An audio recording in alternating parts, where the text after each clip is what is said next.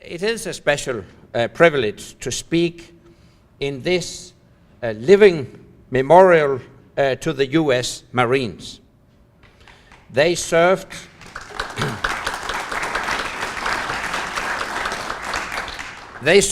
with remarkable courage during the Second World War.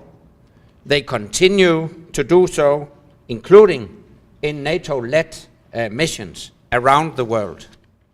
I'm gravely concerned about the situation in Syria and Iraq. And if I may put it in the greater context, actually what we are witnessing right now is an arc of crisis surrounding NATO. In the East, Ukraine, in the Middle East, Syria, Iraq, in North Africa, Libya, but also other hotspots. And in the midst of this, you see NATO as a zone of security and stability and prosperity. And I think that's testament to the investment we have made in our security and a testament to the strength of the transatlantic alliance. Now, NATO's role in all this, our role is first and foremost to provide effective defense and protection of our allies. In this case, in particular, of course, Turkey. And this is the reason why we have deployed Patriot missiles to Turkey to augment Turkey's air defense and protect Turkey against potential missile attacks, first and foremost from Syria. But obviously, Turkey is also very much concerned about the situation in Iraq. NATO is not present in Iraq. Until 2011, we had a training mission in Iraq. We actually trained Iraqi security forces, but the Iraqi authorities decided not to extend our security arrangement, so we had to complete our training mission and withdraw in 2011. By the way, maybe a lesson to be learned when we are speaking about Afghanistan. As you know, the Iraqi government has requested assistance from individual NATO allies, in particular the United States. If the Iraqi government were to request NATO assistance to train or to resume training of their security forces, I feel confident that NATO allies would consider that carefully. But for the time being, I don't see a specific NATO role in Iraq, but obviously we are following the situation closely, and we are also in close consultations with our ally, Turkey. I welcome the American so-called pivot to Asia. I think we have a common interest in a strong U.S. engagement in the Asia-Pacific region, taking into account the rising powers like China and their role in the region.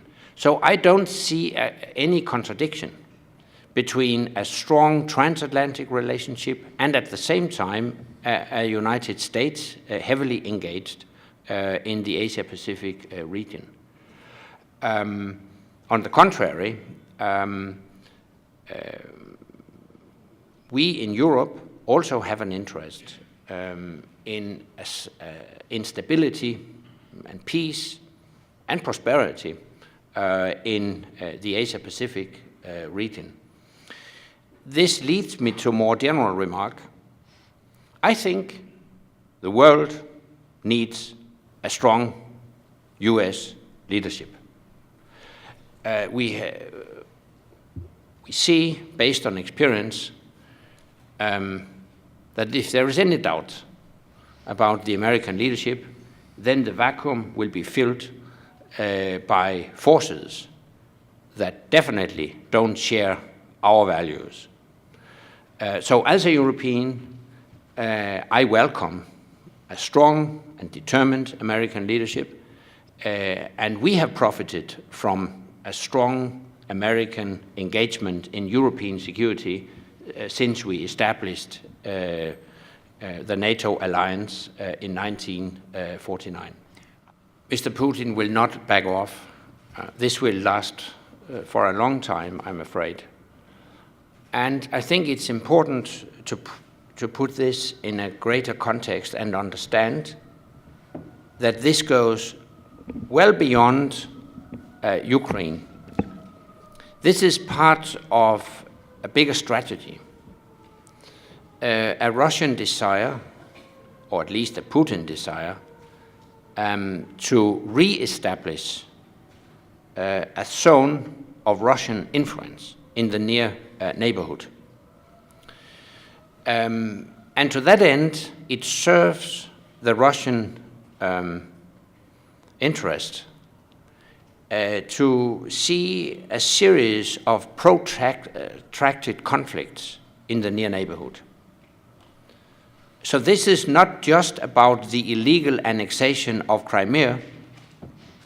This is not just about their destabilization efforts in eastern Ukraine. You could also include the Transnistria conflict in Moldova, Abkhazia and South Ossetia, occupied territories of Georgia, and I would add to this list also the unsolved Nagorno-Karabakh conflict. If you have a look at the map and see this series of protracted conflicts, you will see that they have at least one thing in common. Through these, or thanks to these conflicts, Russia hopes to prevent these countries from seeking Euro-Atlantic integration in the European Union and NATO, because they know very well that the West is a bit reluctant to import these unsolved conflicts into our institutions and organizations. So this is what it is about. I'm not going to guess about what will be the next steps from the Russian side. You see a kind of a double game from the Russian side. On the one hand, you see occasionally some conciliatory remarks from President Putin, some public statements that serve the purpose to diffuse the Western reaction, possibly prevent further sanctions. But then, on the other hand, we see a continuation of covert military operations and other operations in Ukraine with the aim to continue to destabilize the situation in eastern Ukraine. And we are witnessing what we in NATO call hybrid warfare.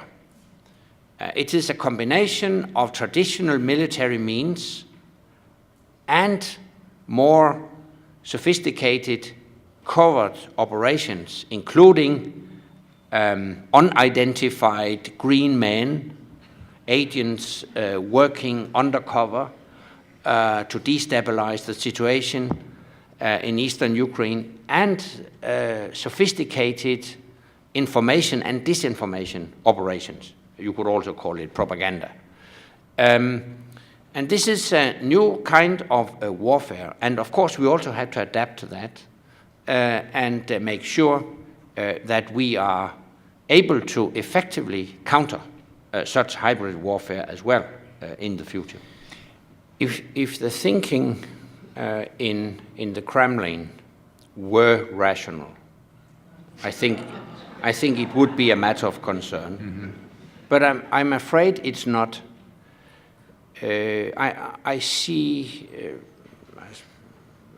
Mr. Putin surrounded by a circle of very nationalistic advisors. And as I said, I think the goal is to re-establish this zone of Russian influence in the near neighborhood in the former Soviet space.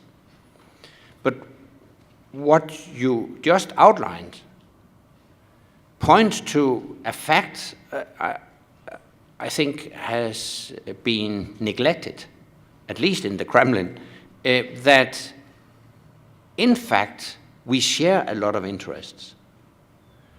And constructive engagement between Russia and the West would be the right way forward, also for Russia. If Russia is threatened, it's definitely not from the West. We don't have any intention whatsoever to attack Russia. If Russia is threatened, it's rather from the South, in particular from religious extremism in the Caucasus. Right.